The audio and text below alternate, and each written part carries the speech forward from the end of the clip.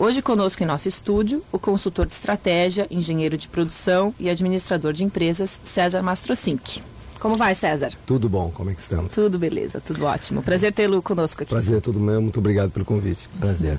César, você é especialista em estratégia empresarial. Isso. Né? Você pode nos explicar brevemente o que é isso? Posso sim.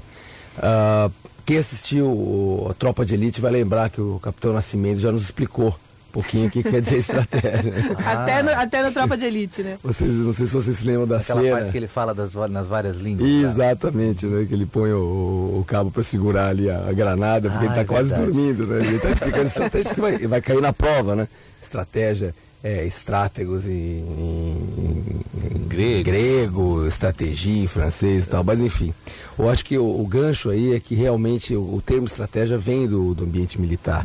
Ele que realmente começa como sendo a arte do general. E a arte do general naquela época significava como o general ia dispor as suas tropas na batalha para vencer. Certo. No ambiente empresarial, a gente empresta esse conceito, mas obviamente nós não estamos falando de guerra, não estamos falando de batalha. Mais ou menos. Né? Será que não? Não deveríamos, pelo menos. Mas acho que a grande diferença é que uma batalha normalmente é uma disputa de curto prazo, né? Quer dizer, dura um dia, dura 2 dias, 3 dias, e na verdade no ambiente empresarial a gente está falando de vencer no mercado, e isso normalmente não envolve decisões de curtíssimo prazo, são coisas que envolvem longo prazo, é o que a gente chama de vantagem competitiva sustentável, isso que as empresas buscam, né? É ter uma vantagem competitiva que dá uma diferença dela, um diferencial para a empresa no mercado hoje, mas o que elas buscam mesmo é ter um diferencial a longo prazo, ou seja, ter sucesso hoje e ter sucesso sempre. Que as tornem sustentáveis, né? E aí entra a estratégia, né? Exatamente, a estratégia que são as ações e projetos que tentam garantir a manutenção, a criação, às vezes, né, dessa vantagem sustentável da empresa no longo prazo. E César, você acha que as empresas brasileiras estão bem nesse aspecto? E existe uma diferença entre empresas brasileiras e empresas de outros países? Como é que você vê isso? Eu acredito que hoje está havendo uma convergência bastante grande em geral no mercado em torno da questão estratégia. Eu acho que hoje a gente não vê mais tanta diferença como já houve no passado realmente entre a postura estratégica de uma empresa brasileira e as empresas estrangeiras. Até porque a grande parte das empresas de médio e grande porte, até no Brasil, já estão se consolidando e se unindo a empresas lá de fora. Então, todo mundo acaba preocupado com a questão da estratégia, da mesma forma. Todo mundo mais atento já à questão da estratégia. Exato, é lógico que as empresas menores, pequenas, né? Pequenas, médias empresas, normalmente a estratégia não é alguma coisa que é feita de forma tão organizada. Ainda depende bastante da liderança principal, né? Isso, da cabeça do líder, né? Daquele empreendedor que criou a empresa, então ele tem as ideias, né? Não é tão sistematizado, mas está sendo buscado também. A gente tem visto bastante, tem sido bastante comum as empresas menores também estarem buscando algum tipo de metodologia, na medida de que a competitividade hoje em dia vai se acirrando, né?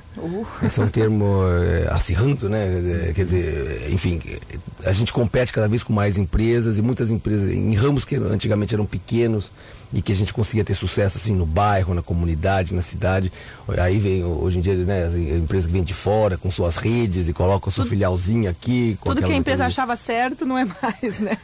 Não garante mais, né, o sucesso. É um rever conceitos constantes, a gente tem que ter custos muito bem controlados e eficiência no atendimento, tudo que se busca no sentido de tentar fazer realmente as empresas terem, apesar de, independentemente do tamanho delas, uma postura perante o mercado muito competitiva, muito com a cara, né, de global que as pessoas buscam, né? As pessoas querem comprar hoje em dia serviços de empresas de primeiro mundo. Claro, com certeza. Um aspecto muito interessante sobre a questão da estratégia hoje em dia nas empresas, principalmente nas empresas brasileiras que a gente vê, é que mesmo quando elas se associam para empresas estrangeiras que vêm de fora, isso tem sido cada vez mais comum, ou quando elas entendem, principalmente as médias e grandes empresas, elas entendem que o mercado aqui na América Latina, no Brasil, já está limitado, para as capacidades dela, está saturado, elas necessariamente se voltam para o mercado externo. Isso é cada vez mais comum. Então, o planejamento estratégico é uma disciplina que também garante que a gente faça a integração das ações dentro da empresa necessárias para que a gente esteja capacitado para implementar uma estratégia. Então, se a empresa está olhando para o mercado externo e vai começar a trabalhar, abrir filiais lá fora, se associar a empresas estrangeiras, é muito importante também fazer todo o planejamento da capacitação das pessoas da empresa para estarem habilitadas para lidar com esse ambiente e tudo mais. E a questão dos idiomas, por exemplo, é super importante, fundamental. Então, se antigamente o pessoal estudava inglês na escola, por exemplo, né, ou na empresa, né, trazia uma escola de inglês para dentro da empresa por questões até de pensar na sua própria carreira. Isso continua sendo verdade, mas hoje em dia tem as empresas têm a capacidade de planejar isso, de forma a integrar isso com a sua estratégia. Isso é muito importante. Ou seja, essa internacionalização, a gente fala globalização, né? Mas talvez muitas vezes para as empresas brasileiras é mais uma transnacionalização, né? Eu estou em várias nações, não necessariamente participando igual de todas, mas a questão de você conseguir lidar muito bem com esses ambientes é fundamental. E as pessoas cada vez mais têm contato com a língua e se viram. Mas o se virar não é comunicar, né? Não é comunicar, ainda a gente perde grandes oportunidades. E eu tenho vivido isso no meu dia a dia, dificuldades muito grandes das pessoas se entenderem dentro das empresas, por mais simples que pareçam os processos, mas algumas informações simplesmente não transitam, porque a pessoa daqui não fala um inglês razoável e o sujeito de lá não entende o inglês razoável.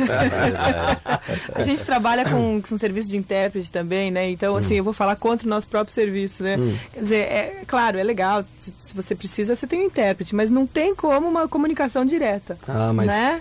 Sim, mas você depender do intérprete para fazer uma ligação para um parceiro seu lá fora. Complicado. Hoje às 10 horas da manhã eu tenho uma ligação para fazer para a China. Não tem como duas pessoas falando diretamente, sem um intermediador ali, né? Ninguém é melhor do que você mesmo para passar a tua mensagem. Exatamente. Né? E depois é muito engraçado isso, as filiais, essas estruturas das empresas brasileiras estão lá fora, se sentem isoladas.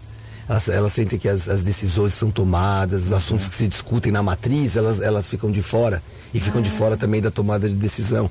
E é verdade.